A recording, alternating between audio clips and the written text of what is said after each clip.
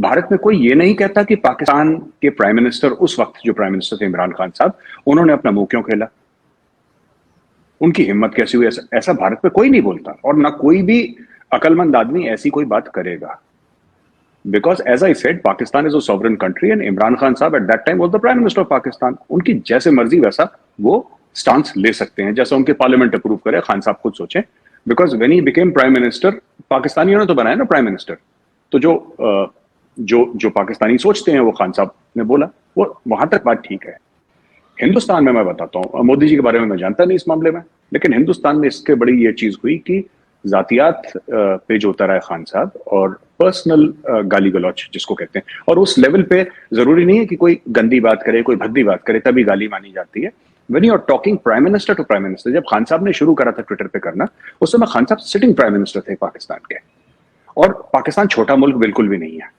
किसी को ऐसा लगे छोटा मुल्क है, छोटा मुल्क बिल्कुल भी नहीं है।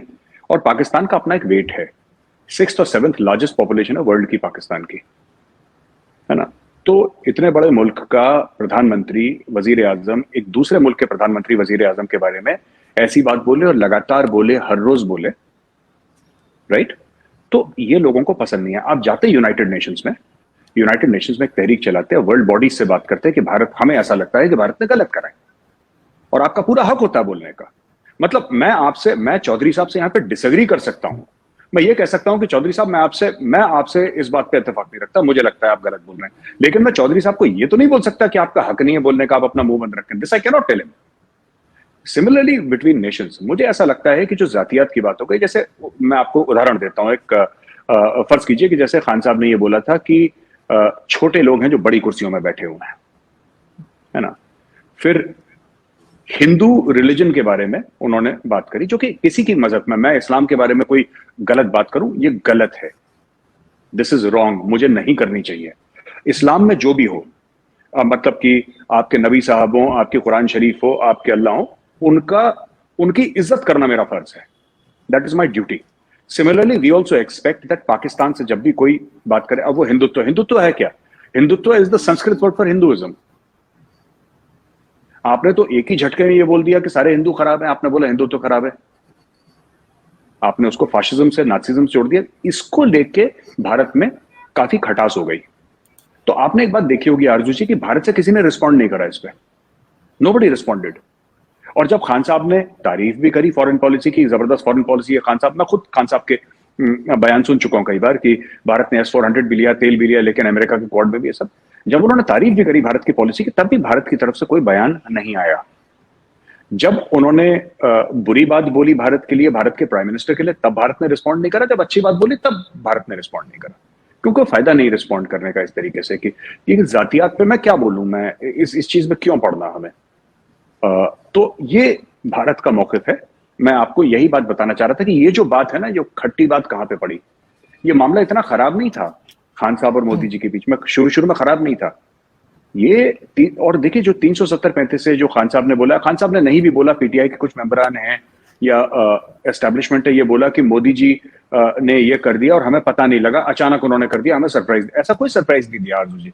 आप उनके जो इलेक्शन मैनिफेस्टो है भाजपा का, आप पिछले 50 साल से देख लें उनका, जब से भाजपा बनी है, 30-35-40 साल जब से बनी है, आप उनका इलेक्शन मैनिफेस्टो देख लीजिए। हर समय तो लिखते आ रहे हैं कि हम 370-35 से हटाएंगे। मोदी जी ने पूरे रैली के सामने प्रॉमिस कराया कि अगर उनके पास क्या था, कि उनके पास इंटेंट था हर समय 370-35 से हटाने का, वो ख्वाहिश थी दिल में, लेकिन वो काबिलियत नहीं थी। काबिलियत इसलिए नहीं थी क्योंकि इनके पास नंबर्स नहीं थे पार्लियामेंट में। आप समझ रहे मेरी बात? तो अभी जो सॉरी आपकी बात करती हूँ, लेकिन इसमें ये भी ऐड कर लीजिए मेजर साहब, जो बार बार कहा जाता है कि पीओके ले लेंगे और आजाद कश्मीर ले लेंगे, इससे भी आपको नहीं लगता कि एक तरह की टेंशन जो है वो पैदा की जा रही है? आरजू जी, ये हमारी पार्लियामेंट में अग्री हुआ था 1994 में। तो अगर राजनाथ सिंह जी बोले कि हम पीओके ले लेंगे, वो एक बात रिपीट कर रहे हैं। ये हमारी पार्लियामेंट में लिखा, ये हमारी पार्लियामेंट में ये पास हुआ था, ये पार्लियामेंट की एक अंडरस्टैंडिंग है हमारी, इट इज ऑन रिकॉर्ड्स, आप जाके इंटरनेट पे चेक कर सकती हैं। ये कोई पाकिस्तान को बुरा भला कहने के लिए, पाकिस्तानियों को बुरी बात कहने के लिए, या कुछ ऐसी जिसको जारियत की बात है, इसके लिए नहीं कहा गया है। ये डॉक्यूमेंट है, और हमारी पार्लियामेंट का डॉक्यूमेंट, हमारे यहाँ ऐसा कभी नहीं हुआ क्योंकि हमारे यहाँ कोई मिलिट्री डिक्टेटर नहीं है, तो हमारे यहाँ जो भी चीज होती है वो सर्वसहमति से होती है, यानी कि सब लोग मिलजुल के उसके ऊपर 10 साल बहस करेंगे, 10 साल बहस करेंगे, एक दूसरे को दाएं बाएं कहेंगे, लेकिन उसके बाद आरजू जी वो जो निकल के आता है ना, फिर उसमें सब साइन ऑफ करते हैं। सारी पॉलिटिकल पार्टीज, कांग्रेस हो, बीजेपी हो, कोई ऐसी पॉलिटिकल पार्टी नहीं है भारत में जो ये कहती है कि हमें ऐसा नहीं करना। ये भारत का एक ऑफिशियल स्टैंड है। ये कोई जिसको कहते हैं जाहिरियत वाली बात नहीं है कि हम अटैक कर देंगे और हम नस्ते नाबूद कर, जैसे लोग फिल्मी स्टाइल में कभी कभी दाग देते हैं टेलीविजन पे, गोलियां हवाई फायर कर देते हैं, ये वो बात नहीं है। ये हमारे पार्लियामेंट में है, ये हमारे पार्लियामेंट में लिखा गया है, वहां पे है अवेलेबल। लेकिन अगर मैं चौधरी साहब, जैसे आपने मेजर साहब की बात सुनी, लेकिन बार बार ये भी कहा जाता है कि पाकिस्तान की तरफ से जो है वो कश्मीर में जाया जा रहा है, या यहाँ से लोग जो है जबरदस्ती इंडियन साइड कश्मीर में जा रहे हैं। ये बात कहाँ तक सही है और कहाँ तक ये कहा जाता है कि सपोर्ट कर रही है, स्टेट सपोर्ट कर रही है ऐसे लोगों को, तो उससे और हालात खराब नहीं होते हुए नजर आते आपको? देखें आरजू, मेजर साहब कह रहे थे कि इमरान खान का, मैं आपको बताऊं, इमरान खान ने जब इलेक्शन जीता, इमरान खान ने पांच इंडिविजुअल जो दोस्त थे उनको इनवाइट किया, कपिल देव को, सुनील गावस्कर को, आमिर खान को, नवजोत सिद्धू को और विक्रम मेहता को। मैं वो शख्स हूँ जिसने, मैंने और फैसल जावेद ने कोऑर्डिनेट किया और इनसे रब्ता किया। कपिल देव आना चाह रहा था, सुनील गावस्कर आना चाह रहा था, आमिर खान ने जवाब नहीं दिया था कॉल का, सिद्धू आना चाह रहा था। हुआ क्या कि उसके इमरान खान के जो ओथ सेरेमनी थी उस पर सिर्फ सिद्धू आ सका, और बाकी दोनों हैं जो वो कपिल देव भी बाद में उसने फोन उठाना छोड़ दिया। बाद में जिस एक और हमारा दोस्त है जो लंदन में है, उसके थ्रू ये पता चला जी कि गवर्नमेंट ने उन्हें कहा है जी कि आप लोग नहीं जाएंगे। ये मैं मेजर साहब की इंफॉर्मेशन के लिए इसलिए बता रहा हूँ कि जिस चीज़ का मैं खुद विटनेस हूँ कि ओथ टेकिंग सेरेमनी पे उसके बाद इमरान खान की आप पहली स्पीच देख लें। इमरान खान ने ये कहा था कि हम हिंदुस्तान के साथ बेहतर तलाक़ात चाहते हैं, हम अच्छे मसाई की तरह रहना चाहते हैं, आप एक कदम उठाएंगे, हम दो उठाएंगे बेहतरी की तरफ जाने के लिए, और ये कश्मीर का मसला रिजोल्व करना पड़ेगा। मैं फिर ये कह रहा हूँ, जैसे मेजर साहब कह रहे हैं कि उनकी पार्लियामेंट कह रही है, उनकी पार्टी का ये मंशूर था, मैं इनकी सारी बातें मानता हूँ, मगर नफरत उसी सूरत में ख़त्म होगी जब बुनियादी हकूक पे आप आएंगे। मेजर साहब अपनी तरफ से बहुत सी आर्ग्यूमेंट इस पर दे सकते हैं, मैं अपनी तरफ से दे सकता हूँ, मगर इस मसले का रिजोल्व तभी होगा जब वहाँ पे, जब आप कह रही हैं जी कि वो क्रॉस बॉर्डर टेररिज्म, सच्ची बात है आरजू के 1978-9 से, जब से रशिया पहले अफगानिस्तान में आया, उसके बाद रशियंस डिफीट हुए चले गए, उसके बाद अमेरिकन आए, पाकिस्तान के खित्ते को, पाकिस्तान के मुल्क को नुकसान पहुंचाने के लिए, चाहे वो अमेरिका था चाहे हिंदुस्तान था, इन्होंने बहुत कोशिश की है, जिसमें बहुत से एविडेंसेस हैं, मीडिया के एविडेंसेस हैं कि चैलेंजन कहते रहे जी कि हम बलूचिस्तान को तोड़ लेंगे। मेजर साहब को खुद अल्फाज हैं जी कि बलूचिस्तान में मेरे बंदे अभी काम कर रहे हैं, कल ये चीज़ होने वाली है, होती भी रही है। हकीकतन ये वो सब चीज़ें हैं कि जो पॉइंट स्कोरिंग के लिए। देखें, मैं फिर ये कह रहा हूँ कि मुझे मेजर साहब से कोई नफरत नहीं है, ये इनका हिंदुस्तान में बैठे हुए एक अपना मौक़िफ़ है, वो जो चाहे वो नफरत का है जो भी है, ये मुझसे अभी 5-6 हज़ार मील दूर बैठे हुए, मुझे कोई राइट नहीं बनता कि अगर हम दोनों आपके प्रोग्राम में कि मैं कोई भी अब्यूजिव लफ्ज़ इस्तेमाल करूं या इन्हें बुरा भला कहूं, कि हम दोनों की ज्यूरिस्डिक्शन मुख्तलिफ है, ना हम कानूनी एक दूसरे के खिलाफ कुछ कर सकते हैं, ना फिजिकल कर सकते। तो हमें चाहिए कि जब कम से कम इंसानियत का हमारा दायरा है उससे हम बाहर ना जाए।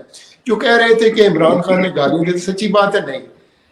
मैं इस वजह से ये कह रहा हूँ कि आप देख लें कि इमरान खान हुकूमत में आया 2 महीने के बाद वो आपका जो कश्मीर में वाक़या हुआ था वो हो गया, क्या नाम है उसका, जहाँ पे 40 फौजी मारे गए थे। अच्छा, फिर हुआ क्या कि हिंदुस्तान ने जब ये कहना शुरू कर दिया जी कि हम सर्जिकल स्ट्राइक करेंगे, ये सर्जिकल स्ट्राइक उस वक्त की नहीं है। अगर आप 5 साल पहले चले जाएं तो जब ये सामा बिन लादेन वाला वाक़या हुआ था तो उसके बाद पाकिस्तान पे प्रेशर आना शुरू हो गया था कि हिंदुस्तान अगर एक आध सर्जिकल स्ट्राइक कर लेगा तो क्या फर्क पड़ जाएगा, जिसमें मुशर्रफ ने कहा था ओवर माई डेड बॉडी। देखिए, मसाए होने की निस्बत से हमें ये ख्वाहिश नहीं होनी चाहिए जी कि हम दूसरे पे एक जाली, ये हम पे या हम इन पे कोई भी जाली सी चीज लें। तो इमरान खान ने कैटेगोरिकली कहा था कि आप ये ना करें, अगर आपने ये जो सर्जिकल स्ट्राइक कह रहे हैं अगर की तो विल रिएक्ट, हम इसका जवाब देंगे और इसको लाइट ना लें। आपके सामने फिर दूसरे दिन उन्होंने वो स्ट्राइक की, उसका जवाब मिला। ये सब टिट फॉर टैट था। जब मोदी साहब का तल्ला क्या, मोदी साहब हर जलसे में ये कहते थे कि हम इनको सबक सिखाएंगे, हम सर्जिकल स्ट्राइक के जरिए हमने फलां जगह पे 300 बंदे मार दिए, फलां जगह पे हमने इतने मार दिए। और वो प्रैक्टिकल चीजें नहीं थी, वो मीडिया पे अगर मैं कहता हूँ ना कि अगर मीडिया पे हम एक चीज कर रहे हैं, और हकीकतन इमरान खान के ये जो 3 साल 3.5 साल गुजरे हैं हुकूमत के, हमने कोई चीज ऐसी हुकूमत हिंदुस्तान के खिलाफ ना कोई ऐसा ववेला किया है। आप हिंदुस्तान के सारे टीवी चैनल, मैं आपने कहा है कि मैं आया हूँ, मुझे कम से कम ये जो नवाज शरीफ वाला ये 3 महीने पहले हो रहा था शहबाज शरीफ का, हर चैनल से 10-10 फोन कॉलें जरूर आ रही हैं कि आप लोग चैनल पे आए, हम खुदा के लिए 2 मिनट 4 मिनट, वो इसकी वजह से कि आप दबाना चाह रहे हैं आपको ना।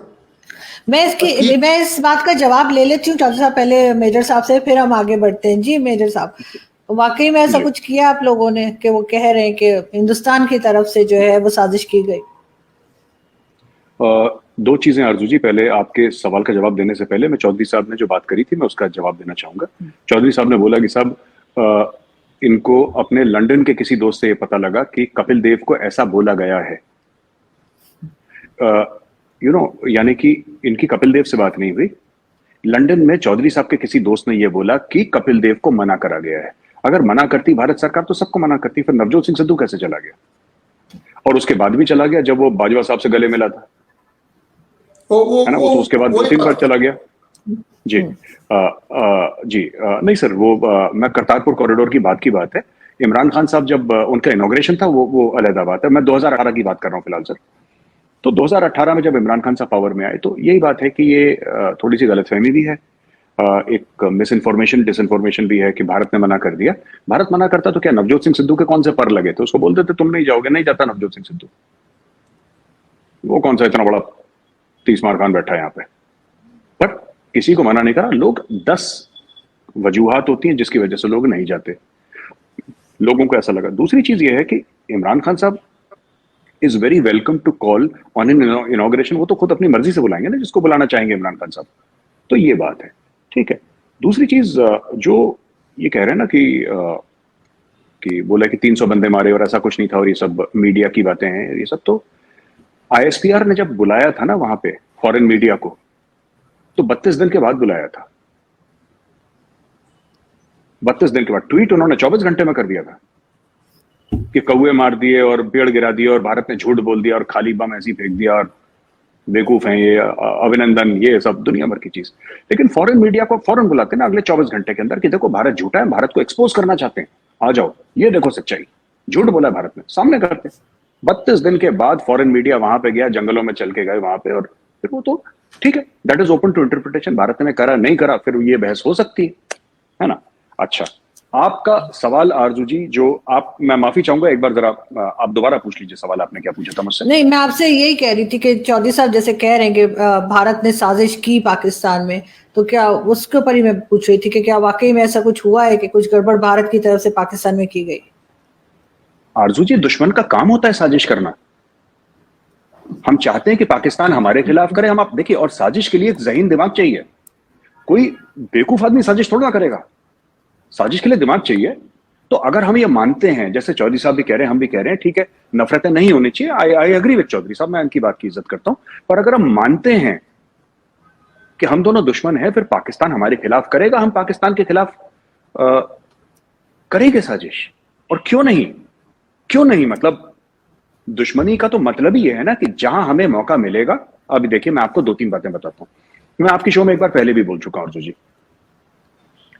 ये जो पाकिस्तान में